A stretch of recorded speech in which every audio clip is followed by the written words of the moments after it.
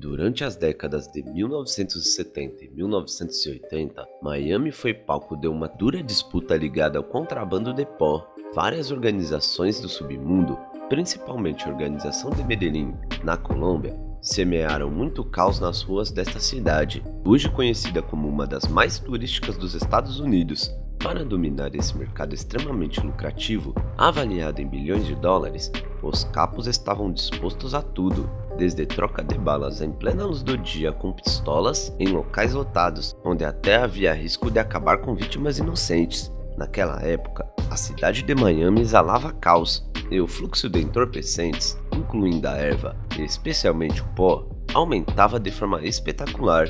Para contextualizar, nos anos 80, Miami era conhecida como a capital mundial dos tóxicos. Mas como isso é possível? Como contrabandistas originários da América do Sul conseguiram prosperar nessa região dos Estados Unidos? Neste vídeo, vamos tentar responder algumas dessas perguntas. Para isso, vamos juntos explorar essa parte sombria da história estadunidense, ao mesmo tempo voraz e surreal, a disputa em Miami durante os anos 80. Esse foi um período notório para os estadunidenses, especialmente destacado por obras culturais como a série Miami Vice, o filme Scarface e o videogame GTA. Saudações guerreiros e guerreiras, como que vocês estão? Hoje eu vou trazer para vocês a história de Miami dos anos 70 e 80, que acabou sendo tomada pelos entorpecentes e também pelos grandes capos da América do Sul.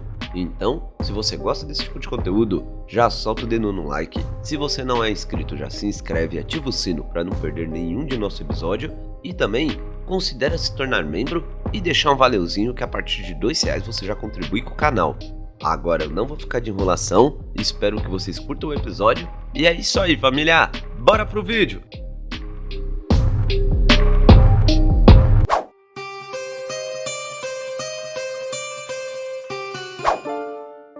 Devido à sua localização geográfica, a Flórida e especialmente o sul da Flórida sempre foi atraente em vários aspectos, entre o Golfo do México, o Oceano Atlântico e o Estreito da Flórida.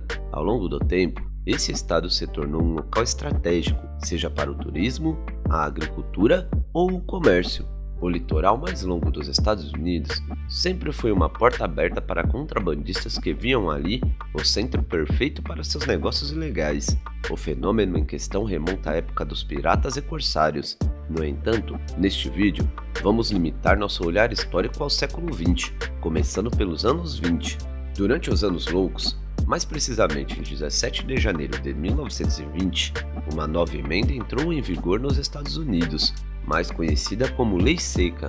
Seu objetivo era proibir qualquer forma de fabricação, venda e consumo de álcool para combater os problemas relacionados ao alcoolismo no país. Por mais de 10 anos, os estadunidenses foram assim obrigados a destruir todas as bebidas alcoólicas. Naturalmente, alguns desafiaram a regra e um estado particular liderava nesse aspecto, a Flórida. Lá, o álcool era tão abundante que a região se tornava um verdadeiro paraíso para contrabandistas, que ficaram conhecidos como bootleggers durante a proibição.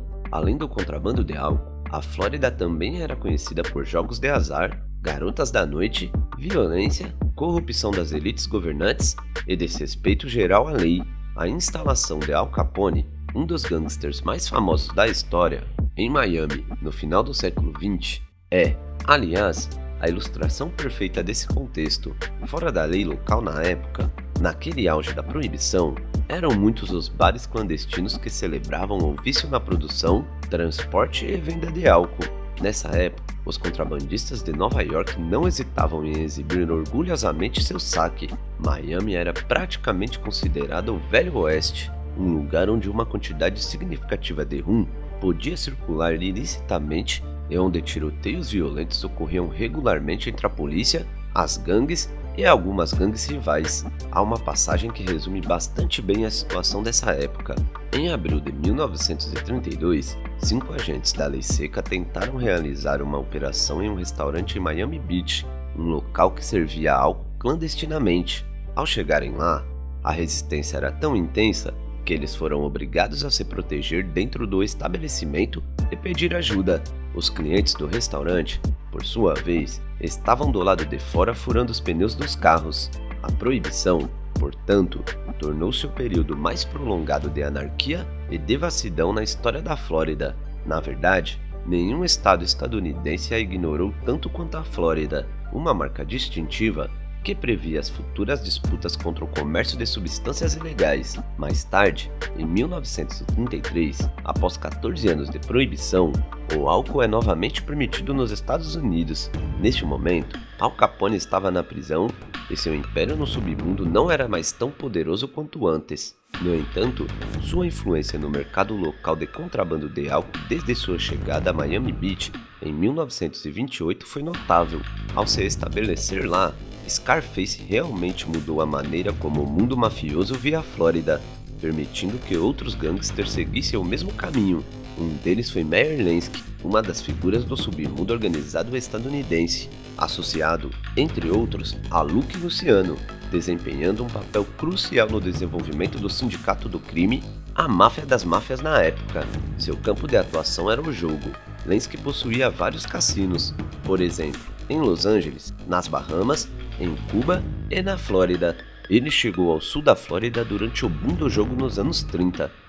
Naquela região, os negócios eram muito prósperos para o mafioso, até o momento em que se tornou muito arriscado continuar. A vigilância intensificada do governo neste estado eventualmente o forçou a diversificar seus negócios. Com sua gangue, ele se voltou para corridas de cavalos e apostas esportivas, sempre no estado da Flórida. Depois, atravessou o Golfo do México no final dos anos 40 e foi para Cuba. Sim, foi calorosamente recebido por Fulgêncio Batista, o presidente cubano da época. Posteriormente, outros chefes mafiosos do norte dos Estados Unidos partiram para a Flórida para conduzir seus negócios e aproveitar o clima tropical da região. Essa tendência continuou nos anos 50, 60 e 70, período em que a paz ítalo-americana estava em seu auge, incluindo membros das 5 famílias mafiosas de Nova York. É importante notar que nos anos 70, Nova York era conhecida como a cidade mais violenta dos Estados Unidos. As 5 grandes famílias, Bonanno, Colombo, Gambino, Genovese e Lucchese, eventualmente instigavam o terror na cidade na época. Felizmente, elas foram desmanteladas uma década depois, e Nova York conseguiu recuperar sua tranquilidade. O mesmo não pôde ser dito de outras cidades, como Miami, onde uma terrível disputa entre capos estava em curso. Antes de se tornar um cenário de violência sem precedentes nos anos 80, Miami era um lugar muito tranquilo e agradável de se viver. Antes dos anos 70, quando o contrabando de entorpecentes começou, a cidade era relativamente pobre. Os arranha-céus que hoje embelezam Miami ainda não existiam, e o centro da cidade estava longe de ser dinâmico. Na verdade, o local era habitado principalmente por pessoas idosas. No entanto, em 1975, um evento iria mudar tudo. Nessa época, vários exilados cubanos viviam em Miami e arredores devido à tomada de poder de Fidel Castro e à tentativa fracassada na Baía dos Porcos nos anos 60. A maioria deles estava envolvida na indústria da pesca e ganhava muito bem a vida. No entanto, em 1975, um incidente mudou completamente a situação. Nessa data, as autoridades das Bahamas proibiram os pescadores cubanos de pescar lagostas em suas águas. Os pescadores cubanos, que dependiam principalmente desse crustáceo para viver, de repente se viram desempregados. Para atender às suas necessidades, muitos deles se voltaram para o contrabando de erva, marcando o início dos problemas relacionados aos entorpecentes. Com seus barcos de pesca, alguns dos refugiados cubanos desempenharam o papel de intermediários no transporte de erva da América Latina. Para realizar esse transporte, eles procediam da seguinte maneira: carregavam grandes quantidades de erva em seus rápidos barcos de pesca, transportavam-na para a costa sul da Flórida, descarregavam-na e o trabalho estava feito. Ninguém viu e ninguém soube, porque, afinal, ninguém nunca dizia nada. Os controles na costa da Flórida eram praticamente inexistentes, e os contrabandistas podiam entrar nos Estados Unidos como se estivessem entrando em um moinho. No entanto, quando apreensões de erva ocorriam, podiam ser enormes. Às vezes, as autoridades confiscavam barcos que armazenavam 40 toneladas de erva.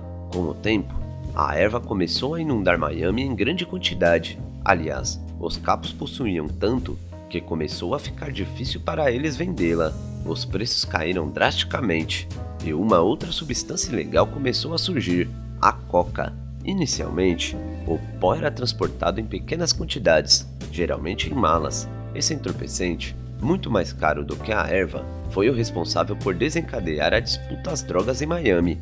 Estamos nos anos 70 e as autoridades locais precisam lidar com dois tipos de contrabando: erva, que muitas vezes conseguiam apreender em grandes quantidades, e pó, mais difícil de rastrear.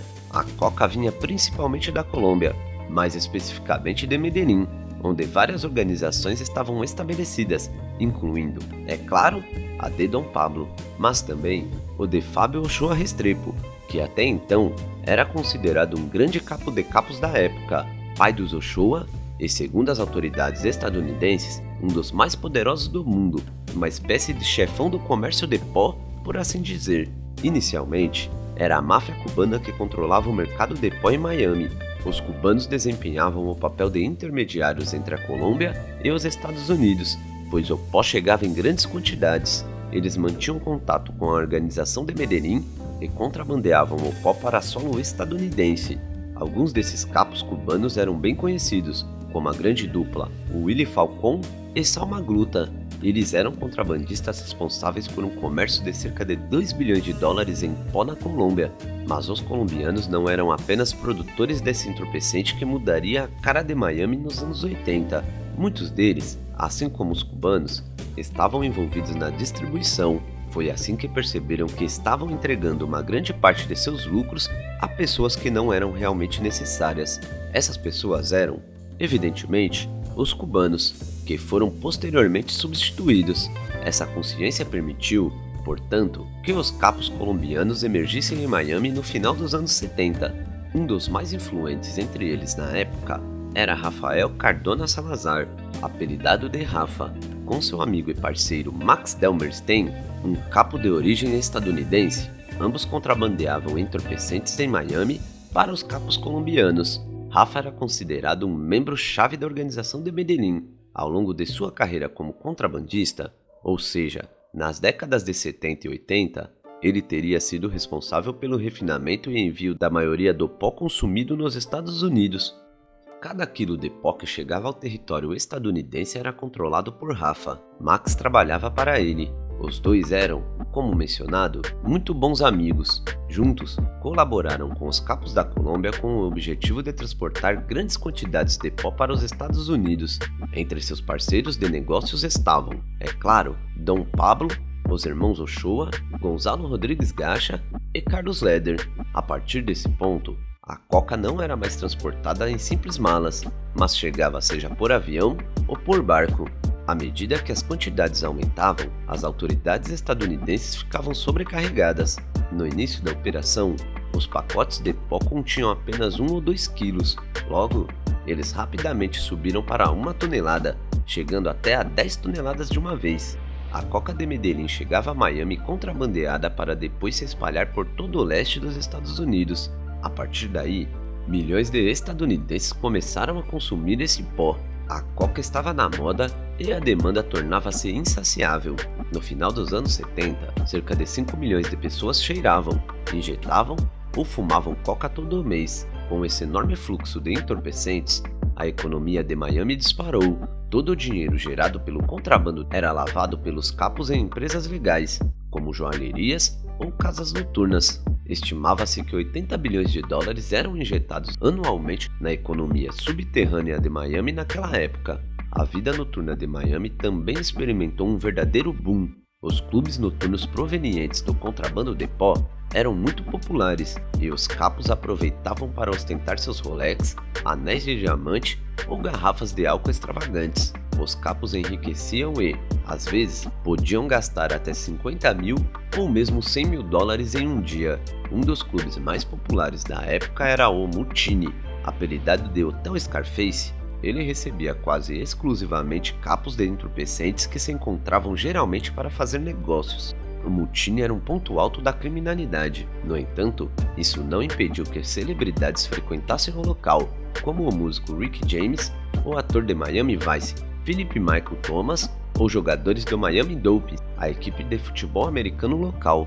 Aliás, como curiosidade, o Hotel Babylon do filme Scarface foi inspirado justamente no mutiny. Graças ao contrabando de pó, os capos enriqueceram enormemente, o que lhes permitiu comprar inúmeros bens de luxo, como carros, Rolex, vilas e propriedades imobiliárias. Tudo isso, é claro, era possível devido à corrupção na polícia e no sistema judiciário. Sim, os subornos eram comuns durante esse período. Então, ocorreu um drama que levaria Miami ao caos extremo. O ano de 1979 foi o que fez a cidade mergulhar em outra dimensão criminosa. Além do contrabando de entorpecentes, a cidade agora tinha que lidar com outro tipo de criminalidade: os sicários. Na verdade, no final dos anos 70, Miami viu sua taxa de homicídios aumentar drasticamente. Múltiplos cadáveres, na maioria das vezes de jovens hispânicos, eram encontrados pela polícia na cidade e nos arredores. Esses fatos estavam intimamente ligados ao contrabando de entorpecentes e seriam o ponto de partida para uma terrível disputa entre os capos de diferentes organizações. Tudo começou em julho de 1979, em um shopping em Miami. Naquele dia à tarde, 2 homens da organização de Medellín, equipados com pistolas, deram de baixa em outros capos e seus guarda-costas em uma loja de bebidas em plena luz do dia. Durante o tiroteio, um total de 60 balas foram disparadas, deixando 2 feridos. Os sicários, ao fugirem, haviam atingido todas as pessoas próximas. Algumas horas depois, a menos de 1 quilômetro do local do delito, o veículo deles foi finalmente encontrado pela polícia, que ficou chocada. Os sicários haviam deixado para trás um verdadeiro tanque de guerra, uma van de aço reforçada equipada com escotilhas para equipamentos bélicos, coletes à prova de balas e muita munição. Ao descobrir todo esse arsenal, as forças policiais perceberam imediatamente que Miami estava entrando em outro mundo. Os capos estavam muito melhor equipados do que a polícia metropolitana de Miami e começaram a transformar a cidade em seu campo de jogos. Após esse terrível incidente, os policiais apelidaram os capos de Miami de cowboys do pó. Mas o que seria um cowboy do pó? Representava um colombiano em situação irregular, morando no sul da Flórida, que estava lá para contrabandear pó ou para acertar as contas. Assim, depois de receber cobertura midiática nacional, o tiroteio marcou o início das disputas no sul da Flórida. As execuções de estilo mafioso intensificaram-se na região, e a polícia, completamente sobrecarregada pela situação, infelizmente não pôde fazer muito. Em desvantagem numérica em relação aos capos, ela tinha sérias dificuldades de conter o turbilhão que abatia a cidade de Miami. Enquanto a organização de Medellín consolidava seu controle sobre o comércio de pó na região, o ritmo dos sicários acelerava. O negócio do pó era animalesco porque era altamente lucrativo. Na verdade, bastava que um capo suspeitasse que outro estava enganando-o para que a história terminasse em derramamento de ketchup humano. Dados os lucros que geralmente ultrapassavam a marca de $1 milhão, era bastante fácil para os criminosos apertarem o gatilho. Foi por isso que o número de homicídios explodiu em Miami nos anos 80. As rivalidades entre as organizações foram, de certa forma, o gatilho para a disputa. Aliás, uma das organizações dominava o mercado mais do que os outros. E este não era liderado por um homem, mas por uma mulher, Griselda Blanco Restrepo. Griselda Blanco foi uma das pioneiras no contrabando de pó. Criada nas favelas de Medellín, ela começou sua carreira criminosa como batedora de carteiras e raptora, antes de se envolver no contrabando e ascender ao topo do submundo. Ela foi uma das principais líderes do contrabando de pó em Miami nos anos 80. Blanco trabalhava em estreita colaboração com a organização de Medellín para transportar ilegalmente o pó branco para os Estados Unidos, e graças a ela, uma quantidade impressionante de pó circulou no solo estadunidense, permitindo, entre outras coisas, que Dom Pablo expandisse seu império para os Estados Unidos. Griselda Blanco foi, portanto, a principal arquiteta do comércio de pó entre a América do Sul e Miami. Sua chegada à Flórida foi o catalisador da disputa entre capos. A mulher apelidada de Madrinha do Pó foi responsável por mais de 250 baixas. Sim, para Blanco, o dinheiro era mais importante que a lealdade ou que qualquer outra coisa. Ela não tinha escrúpulos em ordenar quedas para consolidar seu domínio sobre Miami. Blanco era uma psicopata, capaz de acabar tanto com um associado quanto com seu marido. O primeiro incidente que ela esteve envolvida ocorreu em julho de 1979 e muitos outros se seguiram. Muitas dessas baixas consistiam em tiroteios em locais lotados durante o dia. Ninguém estava a salvo das balas que voavam durante esses acertos de contas. Até mesmo crianças estavam no meio. Na verdade, na época, Griselda Blanco inventou um novo tipo de execução, os sicários em uma moto. Um estilo de golpe que envolvia passar pelos alvos, disparar contra eles e fugir em alta velocidade de moto para evitar o tráfego.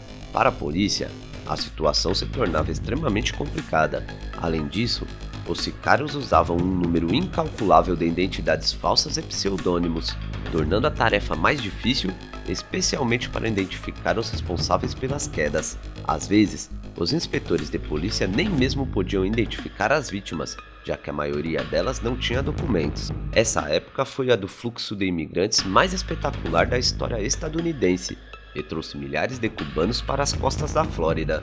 Em 1980, Fidel Castro decidiu se livrar dos indesejáveis de seu país, contra-revolucionários, gangsters, sicários e todos os tipos de pessoa que não agradassem Fidel. A partir desse ponto, muitos prisioneiros cubanos se encontraram livres nas ruas de Miami. Além dos capos de entorpecentes, a cidade teve que lidar com um novo problema: a chegada dos gangsters mais impiedosos de Cuba. Sim, a situação só piorava. Após 1980, a taxa de homicídio em Miami dobrou e a taxa de criminalidade aumentou em 89%. A cidade registrou mais de 560 homicídios e se tornou a capital nacional das quedas. À medida que o tempo passava, os corpos se acumulavam aos montes. As autoridades, sobrecarregadas, foram obrigadas a alugar caminhões refrigerados para armazenar o excesso de corpos. Para muitos, a situação se tornou insustentável, primeiro para a polícia, completamente sobrecarregada pelos eventos. Além de estar subequipada, ela não possuía armas pesadas, ao contrário dos capos. Faltava crucialmente recursos financeiros para contra-atacar, e os civis que infelizmente estavam sofrendo os danos colaterais desses acertos de contas entre os capos, ou seja, afetava toda a Flórida. Alguns habitantes de Miami começaram a se armar e a retaliar. Então chegou um momento em que os civis estavam acabando com as pessoas tanto quanto a polícia. O mundo estava de cabeça para baixo. A simples ideia de circular pelas ruas de Miami tornou-se perigosa, e ninguém parecia ter a solução para enfrentar essa praga, até o dia que o governo começou a se envolver. As quedas de pessoas perpetradas pelos contrabandistas nas ruas de Miami transformaram a cidade em um verdadeiro campo de batalha. A imagem de Miami se deteriorava a cada dia e o turismo diminuía drasticamente. Além disso, a mídia criticava vigorosamente a situação caótica da região. No entanto, uma luz de esperança surgiria quando uma unidade especial chamada Centenac 26 entrasse em cena. O Centenac era uma operação conjunta entre a Administração de Combate aos Entorpecentes, a DEA, a Brigada de Homicídios Metropolitana e as autoridades de combate ao crime organizado. Seu objetivo era se livrar dos criminosos responsáveis pela onda de homicídios que assolava Miami desde o final dos anos 70. Griselda Blanco era o alvo número 1. De maneira mais geral, o Centenac foi treinado para combater a gangrena do contrabando nas ruas da cidade. Para fazer isso, os agentes se equiparam melhor do que os capos. Normalmente, os sicários das organizações tinham uma vantagem sobre os policiais durante os confrontos armados. O equipamento favorito deles, o Mac-10, uma metralhadora capaz de disparar até 16 balas por segundo, superava e em muito as simples pistolas das forças da lei. Para corrigir isso, o Centenac decidiu se equipar não com metralhadoras, mas com metralhadoras pesadas. A partir desse momento, tornou-se muito mais fácil para eles lutar contra os capos. A prova disso é que, graças às intervenções do Centenac, muitos capos caíram, e Griselda Blanco, por sua vez, começou a perder muitos homens. Então, o governo entrou em cena, e o império da madrinha do pó desmoronou como um castelo de cartas. Os atos bárbaros de Griselda finalmente chamaram a atenção das autoridades federais e do governo dos Estados Unidos. Ronald Reagan, o presidente dos Estados Unidos na época, reconheceu o sério problema do pó em Miami, mas claro, por questões financeiras. Uma constatação feita em 1982, após a apreensão de uma quantidade de coca equivalente a 100 milhões de dólares no aeroporto da cidade, após essa enorme apreensão, um grupo de trabalho chamado South Florida foi criado, sob a liderança do vice-presidente George Bush. O objetivo era analisar os problemas e determinar as medidas a serem tomadas para combater os crimes no sul da Flórida. A partir daí, a situação mudou rapidamente em Miami. Naquela época, tanto os habitantes da cidade quanto o governo estavam cansados. A situação tornou-se crítica e era inevitável combater a praga do pó. Portanto, as autoridades governamentais decidiram adotar medidas drásticas, trazendo reforços para Miami. Forças operacionais se uniram às tropas estaduais, patrulhando as ruas da cidade. A Marinha emprestou 2 de seus aviões radar para combater o contrabando, e o exército também contribuiu com alguns de seus helicópteros de combate. Era evidente que a situação estava tensa para os capos. Isso foi o que levou Griselda Blanco, a madrinha do pó, a deixar Miami em 1984, indo direto para a Califórnia. Quando ela partiu, a taxa de homicídios e de contrabando de pó caíram drasticamente em Miami. Na verdade, o contrabando se deslocou para Los Angeles, onde os capos estabeleceram seu novo quartel-general. A partir daí, o sul da Flórida começou a recuperar a calma. Todos os grandes nomes envolvidos no contrabando em Miami foram presos um após outro, incluindo Max Stein, que mais tarde se tornou informante do governo, além também de Jorge Rivia e Alan Rivera, um sicário de aluguel temível que trabalhou para Griselda Blanco. Michael Munday, um contrabandista estadunidense responsável pelo transporte de mais de 38 toneladas de pó da Colômbia para os Estados Unidos. John Roberts, outro capo estadunidense notório que distribuiu mais de 2 bilhões de dólares em coca para a organização de Medellín. Ele também se tornaria um informante.